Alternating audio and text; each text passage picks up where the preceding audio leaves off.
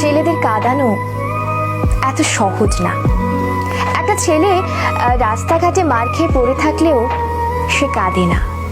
তাকে তার বাবা মা ইচ্ছে মতো বকা দিলেও সে কাঁদে না, বরং শান্তি পায়।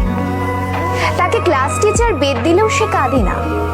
তাকে তার প্রিয়জন রাগ অভিমান করে যদি একটা থাপ্পড় দেয় তবুও সে কাঁদে না, বরং সেই থাপ্পড়ে সে ভালোবাসা খুঁজে নেয়। এক কথায় বলতে গেলে ছেলেরা কাঁদেই না। ছেলেদের কাঁদানোর একটা সহজ উপায় হলো তাকে অবহেলা করুন, তার থেকে গুরুত্ব কমিয়ে দিন, তার প্রতিটা কথা এবং অনুভূতি হেসে উড়িয়ে দিন, তার ভালোবাসাকে মজা হিসেবে নিন। তবেই ছেলেটি কাঁদবে, তবে রাতে কেউ জানবে না।